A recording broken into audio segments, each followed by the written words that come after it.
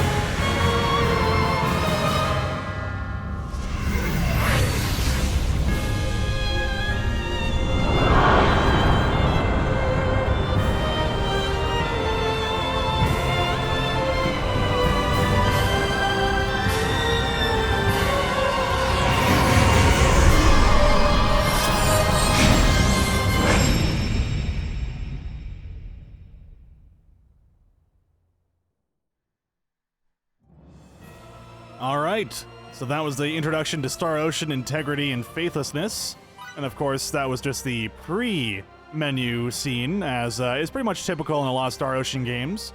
And like I said, this is the 5th in the series. Of the games I've played, I've only played Star Ocean 2, which is called The Second Story, as well as the 3rd game for PlayStation 2, which was Till the End of Time, I believe it was called.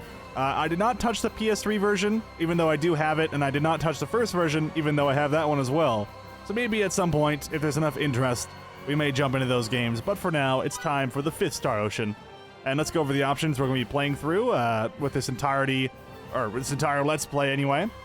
And I'll show you guys the control scheme. So basically, you have the choice between playing with the confirm button swapped. This is basically a difference between the Japanese controls and the Americanized controls, which I prefer the Americanized because I'm Canadian. I believe in EU it's also X for confirm and all that stuff as well, so that kind of makes sense. Also got a battle control system. Same idea here, just switching between the strong attack and the weak attack. Here you might actually want to change those settings, but I switch it to type B, which is the starter for my version of the game. Everything else here is pretty much set to the standard default settings. Manually switching between targets. Semi-automatic switching between targets is back. So basically you automatically target the closest monster to you. And manual lets you constantly change targets on your own, which I prefer that one. You also turn off the damage display. I let this on. I am going to leave on the minimap at the beginning of the playthrough, and I'm going to turn it off to show you guys the difference between the two, so you know what we're looking at here. Character voices, you can turn them on or off. You can even turn off the main character's voice or all other NPCs' voices and only leave your character with a voice, which would be interesting. So like you can have a voiceless cast with a voiced protagonist, or a voiceless protagonist, or a silent protagonist as they call them, with a voice cast. Not bad. English or Japanese voices, you can only change this in the main menu. You got subtitles, I'll leave those on for you guys. We're playing with the English voice acting, by the way, and the reason for this is just a little bit more accessible to more people that speak English. And the subtitles in the game are a little bit more difficult to read than most. Otherwise, I would totally be playing in Japanese voiceovers and all that stuff. Lots of volume sliders, which is fantastic. I definitely appreciate that. And we got the battle music continuation turned on. That means when the music is playing and you finish a battle, it'll just continue from wherever the music left off, which is pretty cool if you leave this on. Finally, if you had the Day 1 edition, you'll be able to switch between the Valkyrie Profile soundtracks, which is pretty cool. But we'll be playing with the original soundtracks. You may jump into Valkyrie Profile and Profile 2 with those soundtracks in the future. But for now, those are the options we'll be playing with for the entirety of this Let's Play. So hope you'll enjoy those. And if there is demand for a Japanese playthrough, or at least for the first bits, please let me know in the comments below. I would love to do that for you guys, if possible. Okay, let's go ahead and hit new game here. Now, I have played about an hour of this game to kind of get used to the controls, but I don't really know too much about this game. Only that it was announced at E3, and now it's out. So, I mean, it seems cool. It seems alright, so who knows how it's going to be. There's 2 difficulties here. We got Earth level. Earth mode is for players who are new to games with real-time action battle mechanics or who simply want to enjoy a story. Or Galaxy. Galaxy mode is standard difficulty. It is appropriate for those who want a decent challenge. Well, I want a decent challenge. Let's do it. And let's begin Star Ocean 5.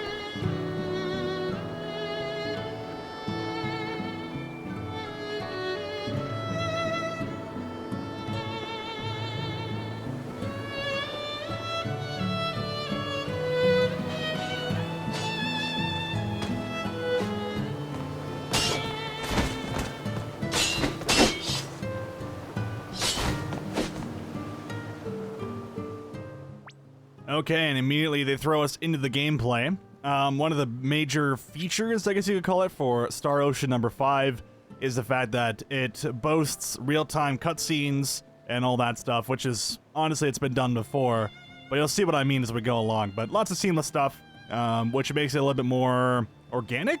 Question mark? I don't know, you'll see as we go along. I'm going to say no to the tutorial, and I'll explain as we play along. But just note that there is a tutorial in here. It's a lot of menu reading, so just keep that in mind. Huh. I'd say that should about do it for training. How about we take a lap around the village? As you can see, the cutscenes, basically, all the acting takes place mid-game. 5 years have passed since you took over for your father. So much has changed in that time. You think so? What's more, the capital's supposedly a real scary place now. Word is, the people slain by monsters and bandits are innumerable. So I've heard. It's all so different. I hope your dad's okay. Trust me, you don't need to worry about him. We've been able to turn a blind eye to these atrocities so far. How long until Stahl is attacked? So this area here is called Sthal, and already we can access our menu, and we have some valuable resources here called the glossary. So this is going to allow us to learn as much as we can about the world around us as we adventure and learn about it. So basically, it's like Final Fantasy XIII, where you kind of need to read a lot of things that go on in the world. And of course, there's tutorials and everything here. These are pretty much everything that the game shows you at the very beginning. So if you're having any troubles playing the title, feel free to go into the glossary in-game help. It'll actually help you out quite significantly, I'd say. But we do have some things to read about the locations that we're currently in, because this will help us give a little bit of insight about the world that we're in. So the Vestilian continent. Vestiel is the continent where the village of Sthal, Feidel's home, that's our main character, resides. This landmass possesses extraordinary, diverse ecosystems, almost all of which are separated by one vast mountain range called the Iheeds, or Iheeds. I don't know how to pronounce these words, but we'll just go with it. To the south lies a giant expanse of grasslands, while to the north are frigid and harsh snowfields. A lush jungle geographically defines the eastern part of the continent, and a dry, arid desert greets all who manage to cross the mountain range to the west. Civilizations have predictably formed in each of these geographically distinct regions. The kingdom of Rezulia thrives thanks to the fertile soil with which it was blessed. The kingdom of Langdok has made a name for itself with its synaturgical research. That's like magic in the game, synaturgy, I guess it's called. And the Western Desert's inhabitants have somehow managed to eke out a living in a kingdom of Traker. There is no large-scale civilization to the north, though it is designated as the northern territory of Soma.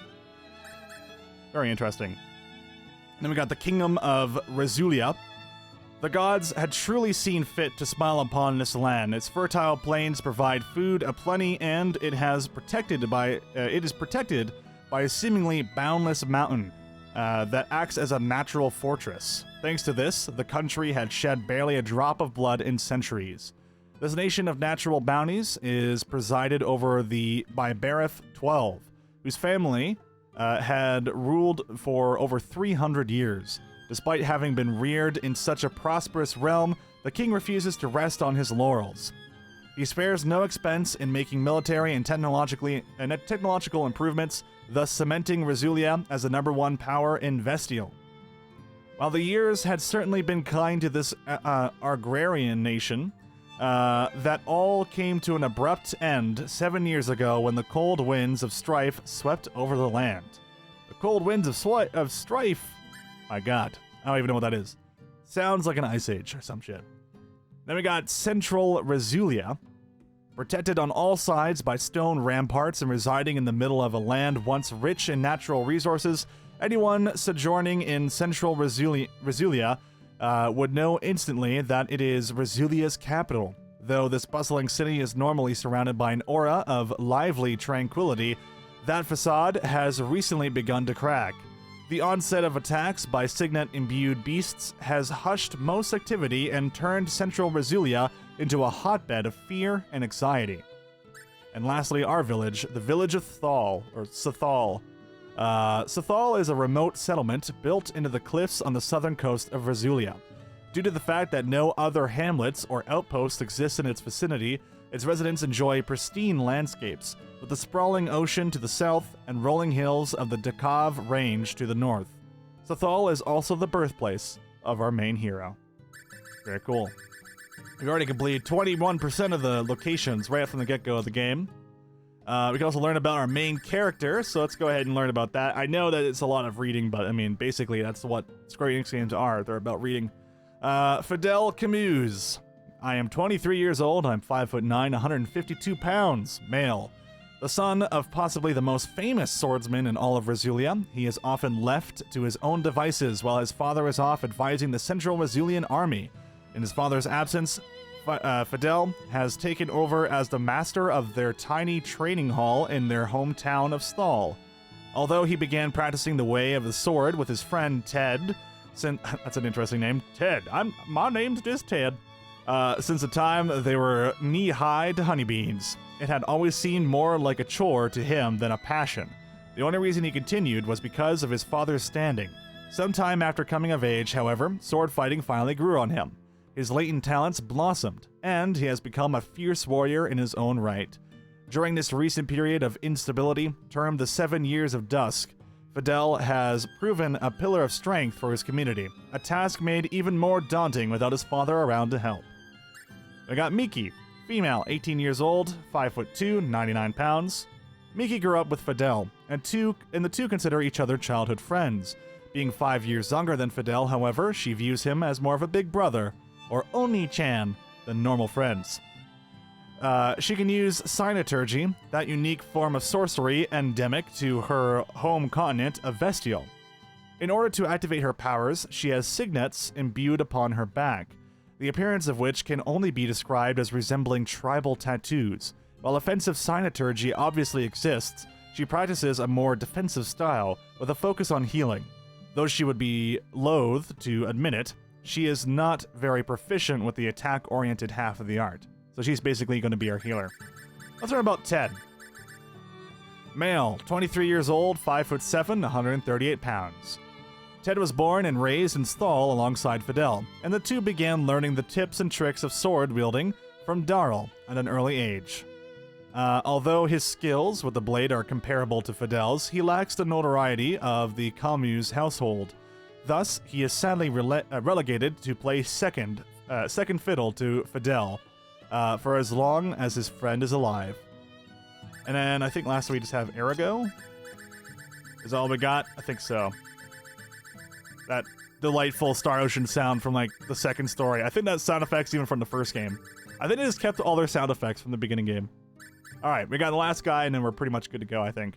Arago, male, 45 years old, 5'6", and 159 pounds. For being the mayor of a small village, she is rather young. Although he can be a coward sometimes, Arago always has Thal on his mind and in his heart. Alright, so that's the mayor. I don't think we really have anything else other than Cynoturgy. Oh yeah, let's learn a little bit about Cynoturgy. Cynoturgy is a unique type of sorcery practiced on Vestial. It requires objects known as signets to activate, which are ideographs that are imbued on the caster's body. Those who employ this art are called Cynoturges and can perform such feats as manipulating the elements of water, fire, ice, earth, light, and darkness. These powers may also be used to heal living beings, and Cynoturges who command restorative powers are highly sought after by armies. Does that mean armies are going to try and recruit Miki? Don't do it, guys. Don't do it. So it seems that Vestial is a very important place because it's a home of the mages and all that stuff. Alright, so now that we're done pretty much the research that we need to know so far for the game, obviously there will be more resources we need to read. Let's go ahead and continue the story of Star Ocean 5. And I believe we have a little bit of a lull in the story here, which is good because I can show off the mini-map here and the camera. So Star Ocean 5 lets you adjust between 4 different camera angles, so right now this is the most zoomed in. You can zoom out 3 more times, all the way to here, kind of like you're playing a little bit of an MMO. Reminds me a bit of Final Fantasy XIV and how zoomed out you can go in that game in the consoles. Actually, I think in the console you can go a little bit further away. Never mind. I'm just crazy. Anyway, it's been up forever since I played that game anyway. Regardless, out of that tangent, you can see in the minimap here, you can zoom in, zoom out. If you hit the options button, you can see the full map, which is very useful. We got a store on the top right, as well as a sword store, which we'll go check out in the future as we move up north. And all those little circles with crosses on them just mean we can't go to those areas. So basically, we can't leave town just yet until we finished up everything. You also see the top left that says we're paused, even though time actually is still going in your menu. So if you pause the game and you don't want your time to go up for your playthrough, just make sure that you maybe go back to the PlayStation menu or something. But also it tells you right next to the pause that we're living in Sthal right now, or we're currently located in Sthal, which is the hometown of these two nerds. But the minimap is pretty useful, although I do find that the minimap gets in the way of looking at the game, and I think the game looks nicer without the map. Maybe that's just me, but I'm going to remove the minimap for now. If people do want it, please let me know in the comments below. That's what this is all about. But it's very easy to see where you need to go, especially if you just hit the map button. You'll see everything you need to know, except for maybe some harvest points, which I'll get into a little bit later. So there are some NPCs in the world. You can actually go talk to them if you so choose. And as you can see, our party member here is going to follow us around everywhere we go. This is actually a feature I actually really like so far about the game. As NPCs kind of walk past you, you'll see that they kind of start talking to each other. They don't have any voice acting, unfortunately, so it's maybe not as high budget as... Well, I want to say it not as high budget as Witcher 3, or Witcher 2 even, but... I mean, what can you do, right? I don't even know how much money they spent on this game. But it definitely seems like it is lacking in some circumstances, with no voice acting on the NPCs that are just wandering around town, even though a game like The Witcher already has all that stuff, which is pretty cool. But not all games can be Witcher, right? So you kind of have to deal with it. And of course we got an adorable little kitty. Aw. You have to have cats. If it's a Japanese game, I mean, I think cats are just kind of necessary. I don't know what it is about cats in video games from Japan, but they're necessary, man. But yeah, there's lots of different little bits of dialogue here. Also, there's actually 2 little things of dialogue. If you see on the bottom right there, I can hit talk, and then I can do that stuff. But these guys are actually having a full in-game conversation right now. There's the full conversation. No idea what they're talking about. But if I hit X here, he'll have a nice little message for me specifically. I helped dry these fish. Oh, excellent. That's this fish over here. Unfortunately, I can't really purchase the fish, it seems. Got a massive windmill that we walked past, or panned past at the very beginning of the game. But let's go ahead and continue the story here. So like I said, everything in this game is going to be pretty much organic with the way that they try and display the story. So characters will have basically full conversations and animations and stuff as you walk around as the player. So the idea is to not hold you up while you're trying to do what you need to do. Sometimes they'll lock you in place, though, just to kind of get the conversation going properly. But, I don't know. I'm not sure how I feel about it. Obviously, I've only played an hour of the game. But it seems okay so far, but you don't really get as much emotion out of the characters because the camera's not perfectly panned on them and targeting their face to give you the real voice acting. I think what the idea was, though, was to eliminate the need for them to do lip syncing. Because you'll find the lip syncing is not really there. A little bit of lip syncing, but it's kind of like that standard stuff where it's like repeated. Doesn't that look like Miki to you? Miki? Is Miki really 18 already? She looks way more mature than I did at her age. I don't know. I've always considered her a little sister. I can only think of her as a kid. Let's see what she's up to. Alright, so there's Miki, which is my... well, I'm the Oni-chan, I guess you could say, to her. I don't know what big or little sister is, because I know Oni-chan is big brother, so Oni meaning big, I would assume. I don't know, little sister, whatever. A mini map. Yes, we turned the mini map off, but you'll see a little star on there. Basically, it's just telling us that we now have objectives that we can do. So if we head forward, we'll be able to go to the objective, which is Miki. We'll go say hello to her.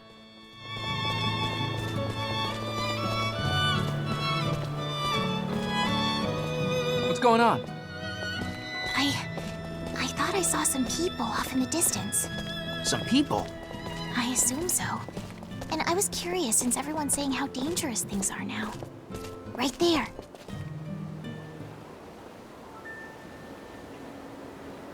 Whoa! No way! Your suspicions were right. Talk about being fishy. There's no way anyone could mistake them for stallions. What do we do? Do you have any ideas? Let's go to the mayor and think of a plan together. Come on! Oh, I mean, you're okay with letting them go? They'll just run away if we try to capture them. So what's the point? Don't you think it'd be better to prepare for an attack? You're the heir to the Camus School of Swordsmanship, all right. You have the commander's instincts of your dad. All right. So, good thing we read up on that background stuff because we wouldn't really understand the references here. And that's one of the issues, I guess, with some games that, you know, they want to give you the lore, but they kind of just, like, throw you into the world, and you just kind of have to pick things up as you go or read up on it. So thankfully, you do have the option to just read up on the stuff, although maybe not the most organic way to explain everything. Let's go talk to the mayor over here. And of course, if we check the map, we'll know where to go, but I've played the first hour, so I kind of know a little bit of what I'm doing. A little bit.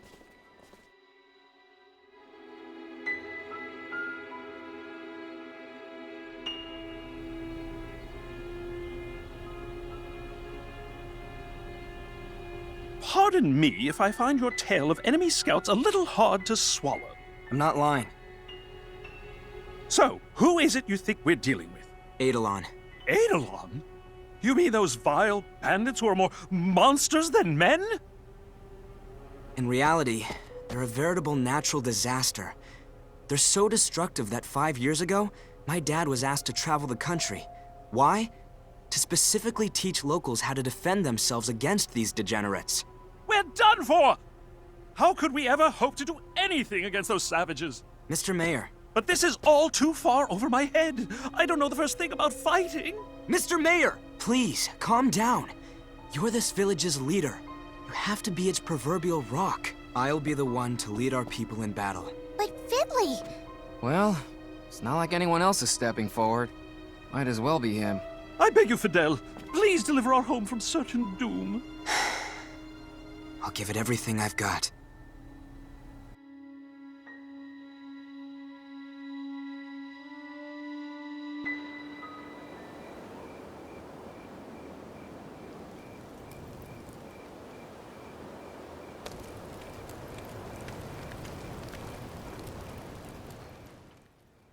All right, so it's a night before the attack. We're going to need to make sure that we are rested up and ready to go.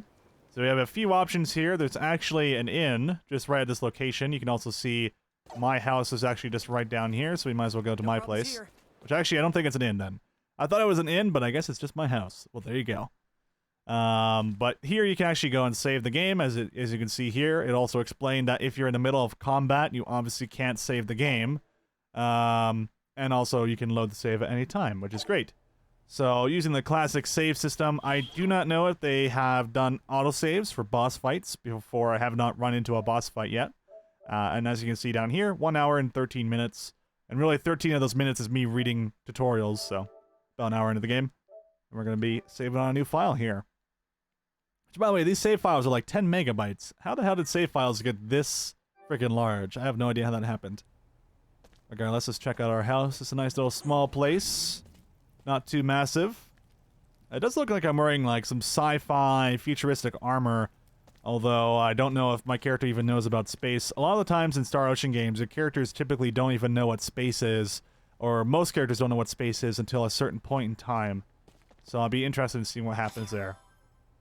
So it looks like we got a signet card healing, which I believe will allow us to be able to use special abilities later on. I could be wrong about this.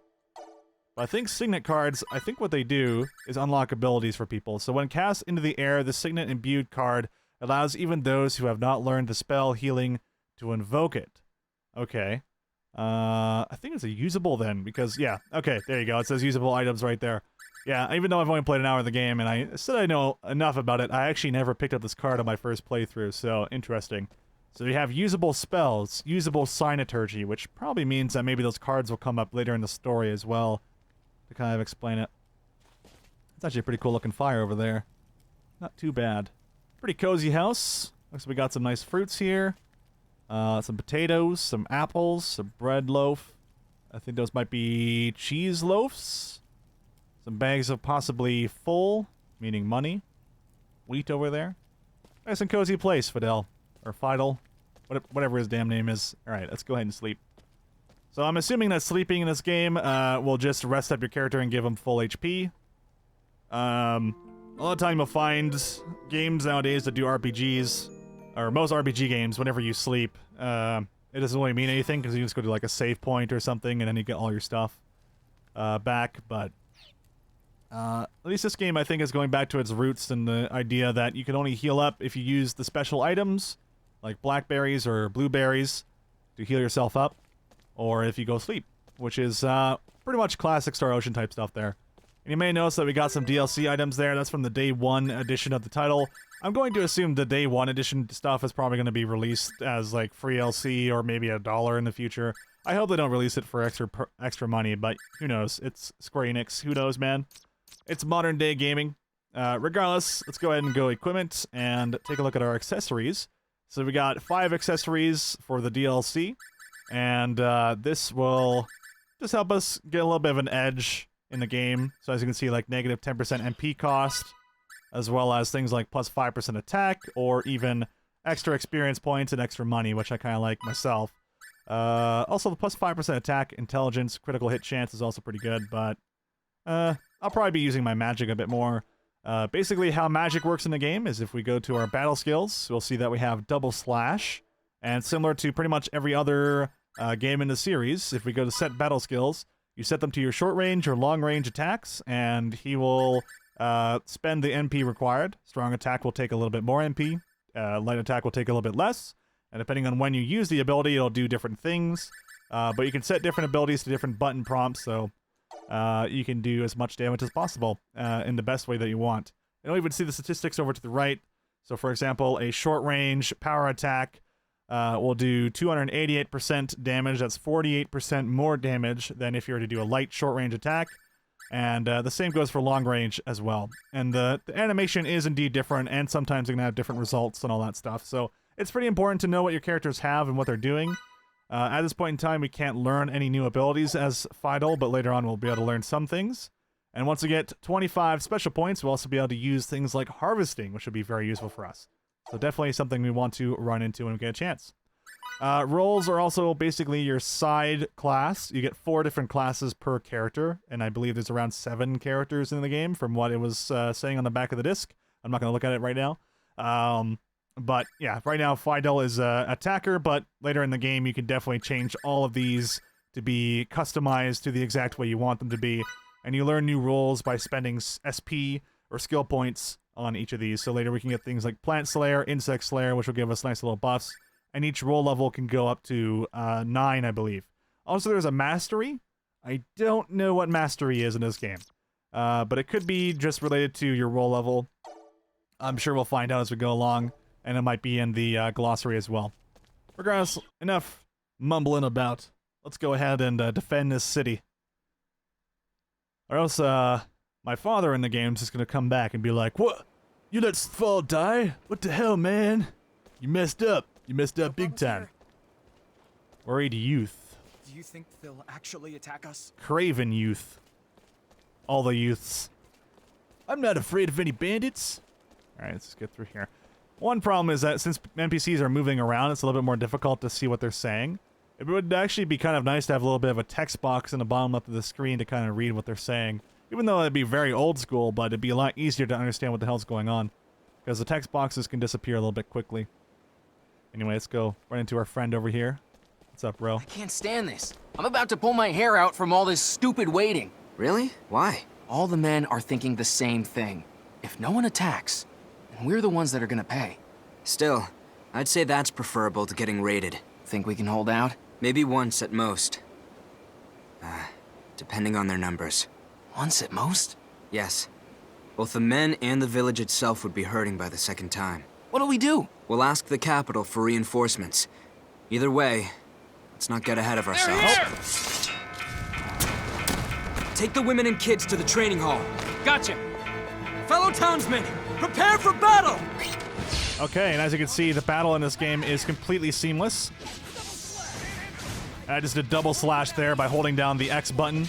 So basically in the game, you have two different types of attacks. You have a strong attack and you have a light attack. Whenever I'm glowing like this, I'm doing a strong attack. And that means they can actually parry me during the strong attack. The idea is, if you're holding down square and someone hits you with a strong attack, they can break through. But if you're holding down square and they hit you with a light attack, you're able to actually parry them if you hit square immediately after they attack you with a light attack. The idea is what they call it rock, paper, scissors. And so you're trying to play as best as possible. You may also see cancel bonus on screen, so if I'm hitting X and then circle, I cancel out of a light attack and go straight into a strong attack here. Now I'm getting hit a little bit because I'm just trying to explain some things as we go along. But there is definitely ways you can dodge by just running around the map since you're physically moving around. Alright, so now we got Miki here who can definitely heal us up. Right here, it's pretty good to use your abilities because you're going to be able to rest up on your bed anyway. So, no reason to hold back. Definitely want to learn how your character moves. Your head always gets a lot bigger when we're alone. Whatever. Do what you will. Sweet. Alright, so Miki's going to be following us around now, and she is a healer. So if we go to our roles, we'll be able to set roles here and take a look at what that is. So you display your talents by healing people, steadfast in your mission. You are in a constant state of awareness to prevent any harm that may befall your allies. And she gets max MP +2. We can even go to our equipment here and equip her with some of the DLC items that we have. So for example, we can give her curative spells potency +5% because she is a healer. And then we can also do some intelligence up, attack up, and all that stuff if we so choose. But in this case, I'm actually going to just switch these out. So I'm going to give the Ring of the Valkyries, Valkyrie profile, to my main character Fidel, which will give him the +5% attack, intelligence, and all that, critical hit chance. And then we'll just do negative 10% mana cost on Miki, so that should help us out a lot. Cool. That should pretty much set us up for the position we're in. Unfortunately, we don't get any skill points for fighting these guys. But now it's our time to go around the town and see if anyone needs help. One way to look at that is to look at the damage numbers. Of course, you can turn those damage numbers off, which is nice. So see preemptive attack there. What it means is that the enemies weren't attacking us before we decided to engage them. It doesn't mean that you have to actually attack the enemy to get the preemptive attack. You just have to hit the attack button before they do. And that's how you get your preemptive attack and you do bonus damage and all that stuff. Okay, so here's our ally here. I don't know if he's going to be following us around, but hopefully he will. Another group of enemies up ahead. As you can see, the cancel bonus just keeps increasing. I believe it goes to a maximum of 150% though. I'm not entirely sure. It looks like we scared off the opponents. Nice. You're hightailing it out of here! Yes! We did it! We won! Did we win? Yeah, somehow. We did it. That guy in the background is cheering. We did it, man. Member out, Miki. All right, she left the party for now. Let's see what everyone else is up to. The village lives to see another day. Thank you ever so much for all you've done for us. We may have fended them off for now, but who knows what'll happen next time. Next time? You're saying they might come again? I think so. Please tell me that's not true. So, what's next? If I know you, I take it you have some kind of plan? We'll ask the king for more troops. More troops! A splendid idea. I'll depart at once.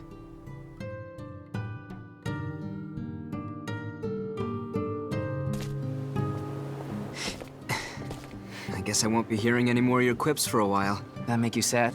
More like relieved. Damn, you're cold. Come back in one piece. I will. And in time, too. Take care of Stahl for me, will you? Done and done. All right. So there we go. We get to say goodbye to Ted. And right now it's our time to leave the village and go ask for help from the king. And hopefully he'll help us out. If you didn't already guess, the way that Star Ocean works a lot of the time is it likes to play on its sci-fi and basically mix sci-fi with medieval times and all that stuff, or the olden times, where there's kings and castles and very standard Square Enix Final Fantasy type stuff, cross spaceships and things. So I'd only expect there to be like 90% playing on, planets, and then maybe 2% space stuff, and about 8% goofy romance. That's pretty much what every Star Ocean game is when it comes to how it presents its story. Usually they're just a cheese fest of fun anime bullshit, but it's good times. I hope you know I'm coming along. Huh? To the capital. With you. Don't be stupid, Miki. Go on home. Hey, wait a minute! Don't you understand how dangerous it'll be? That's exactly why I'm going. You could barely handle things last night. I could never let you go alone. Don't be selfish. And if I somehow do get in trouble, I know you'll save me from it. Really, Miki? If you won't take me with you, I'll go by myself. Maybe I'll get captured by sleazy bandits. Maybe I'll get attacked by savage beasts. But I'm still going. End of discussion. See if I care.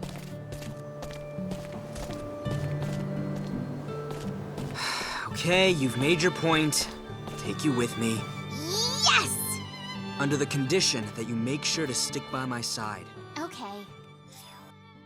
Alright, so you can switch between characters during battle at any time by pressing the left and right directional pad. Once you change characters, the one you were previously controlling will perform actions automatically. So very similar to all the other Star Ocean games, they will have pretty much preset rules and roles and all that stuff, and you can control them, or choose to not make the game control them as well. You can put them into manual mode and things like that. So we do have a store over here that we can actually go purchase some items from. So we just talk to her, and immediately it opens up a menu, and then we can go ahead and purchase some items, and even sell some items as well. Generally, I find it's a good idea to purchase a few blackberries, so I'm going to purchase just 2 of these. Oop, don't want to purchase all of them, though. Basically, the way the game works is consumables, you're maxed out at 20. Other items, which is like crafting items and things like that, those are limited at 99. And then there's types of items, which I don't understand just yet, but they're like an item type you can have 999 of. So I guess like there's subcategories of types, and if you max out, you have to switch it out with an item or something like that, or just drop the item you loot. But hopefully we don't have to run into those issues in the future. So we got some fresh sage here. We already have 5 of these. This is a revive item, so probably pretty useful to have a few more of these in case anyone dies. You do not regenerate health between combat, so the only way to do that is by using blueberries, consumables, or using magic, like her synergy or whatever.